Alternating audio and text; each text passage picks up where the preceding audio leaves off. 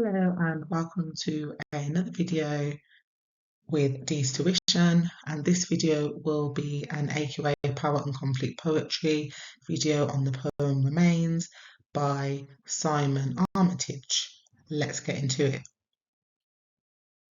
Okay, so an overview for the poem is this.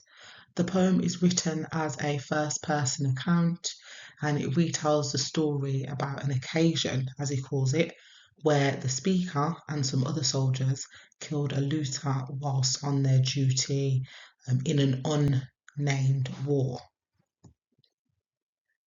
As the story develops that he's telling us, the speaker's morality is very much called into question by not just himself, but also by us. And we do start to wonder whether the decisions that he's made are the right ones, or whether the decisions that he's made actually just make him a cold-blooded killer.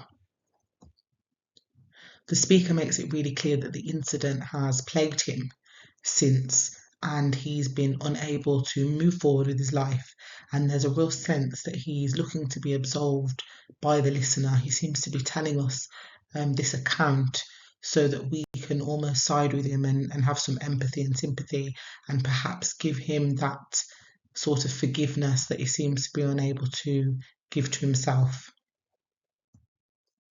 In terms of the context then, so this poem written by Armitage is based on a documentary called The Not Dead, and you can find this documentary in its entirety on YouTube. I will just give a little disclaimer to say that there is some swearing within the documentary, so parental guidance is definitely advised here. You don't necessarily need to watch the whole documentary. If you just Google or YouTube Guardsman Tromans, which is one of the soldiers that speaks within the documentary, you can hear his account, which doesn't have any swearing in, and it really gives a good depiction of what it's like to be in war and also the aftermath of being in war as well. So the poem has been written to reflect a modern war. So unlike some of the other poems within the Power and Conflict anthology that focus heavily on World War I and World War II, this war, though it's unnamed, we can assume is a modern war such as the war on Iraq. So it's something that's a little bit more relatable, something that you can sort of access information about quite freely, because it will be based on a modern war, Vietnamese war, as I say, the Iraq war, any sort of modern war that's had a lasting impact on society and, of course, the soldiers that were part of those wars. And the focus is really on PTSD, which stands for post-traumatic stress disorder. Of course, during World War I and World War II, it was known as shell shock, and it really focuses on what soldiers are like perhaps before, during, and more importantly, after the war as a result of all of the things that they've been through. And the poem itself feels almost quite journal or diary-like. The speaker within the poem almost seems to be confessing. It's that sort of style. And of course, Armitage has used this so it really encapsulates the mindset of a soldier when they are suffering from PTSD as a result of being in the war and being surrounded by difficulties and by frightening experiences and having to make snap decisions quite quickly that not only impact them but impact many other people around them as well. So some key quotations then that I've picked out for this poem are as follows. The first one is the very first line within the poem. On another occasion, we got sent out. Now, this is a really important quotation, not only because the poem starts this way, but just because where it says on another occasion, we got sent out, it sounds as if it's like a story. And it sounds as if this is something that happens quite regularly. The speaker seems to disassociate himself from sort of the blame or the actions. Where he uses that verb sent, it sort of absolves him from his responsibility, as if he had no choice but to do what he did that day. It also suggests on another occasion that this was common for them. And it also suggests, with that pronoun of we, that it's not him alone that is to blame for this. It groups those soldiers together, and also it kind of makes them a little bit unnamed and faceless, and sort of highlights the lack of importance that soldiers are given, not only whilst they're in war, but also when they come back. They sort of become sort of numbers and representatives of an experience rather than their own individual people.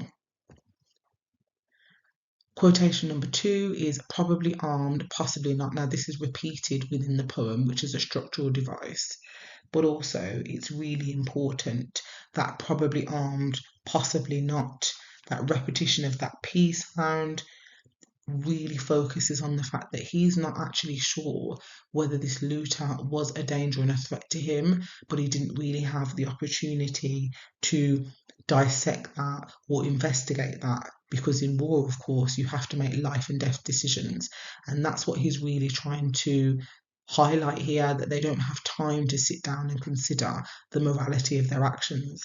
They sort of just have to get on with it. And it's very matter of fact in terms of the tone of that quotation. Probably armed, possibly not.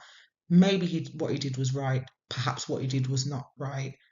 We'll never know, and neither will he, and that is what seems to haunt him later on in the poem. Quotation 3, tosses his guts back into his body. Now, that quotation is an example of emotive language, and it's also colloquial language, as in informal language, where it says tosses his guts back into his body. So, by using that colloquial style, it makes it sound a little bit more casual. It sort of maybe helps him to come to terms with what he's done, tosses his guts back into his body as if it's kind of no big deal, and he's able to tell us in that way. I suppose it's a little bit more friendly as well, and sort of builds that relationship between the speaker and also the listener, and perhaps it helps us to feel a little bit more sympathy with him because of the sort of things that he's had to see. And of course, having to see things like that, like guts being tossed back into a body, are naturally going to cause some sense of mental breakdown, hence the PTSD that is really obvious later on in the poem.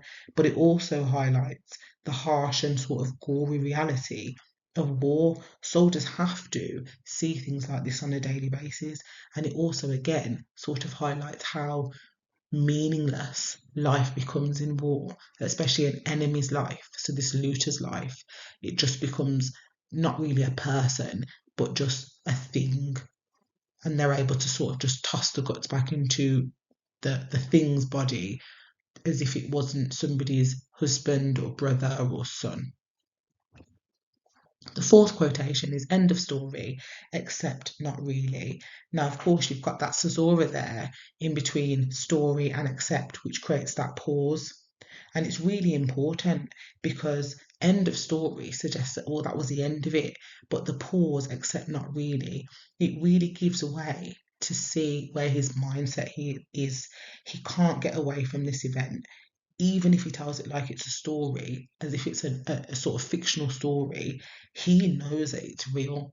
It's not the end of the story. It's actually the beginning of the story of his suffering. And we get a sense that perhaps he wishes things could be different. He wishes that that was just the end of the story, but unfortunately it's not. And again, with that pause, the pause, except not really, it sort of shows again that depression and that PTSD and how it kicks in every time he thinks he can sort of get past this. That mental disorder, it kicks right back in. And it shows that that mental health, that poor mental health, is always in the background. And the final quotation is the drink and the drugs won't flush him out. Really important quotation. Metaphorical language is used there. And what it shows is that he's doing his best to eradicate this memory and rid himself of that guilt. But unfortunately, he's been left scarred. He's using those nouns, drink and drugs. But unfortunately, it can't flush out those memories. So now, of course, not only has he got PTSD, but he's got a substance abuse problem as well. And that shows again the realities of war and how soldiers are sent back to the real world with very little tools to deal with that. And also, you've got that comparison to a toilet where waste is gotten rid of, and it's almost like his brain is now exposed to that toxic waste, which is essentially the memories of what he did wrong or potentially right, he's not sure, because of course we know that the looter was probably armed, but possibly not. So, final takeaways from this poem then are that soldiers face impossible decisions every single day whilst they're in war, and that this is something that people need to be aware of. And the documentary that Simon Armitage based this poem off really highlights that. Another takeaway is that PTSD is a long and difficult mental battle, not something, of course, that can be cured within a day. And that what is the real cost of sending people to war? What are we really doing to people? Why is it that veterans become homeless or become people who end up with substance abuse? And those percentages are really high, and you can look those up on Google about the percentage of homelessness and substance abuse in war veterans, and they are quite high and quite shocking. And you've also got the takeaway that war doesn't end when a soldier comes home. It's always there with them. So that is it for the poem. If you have any questions in regards to this poem, please drop them in the comments section below.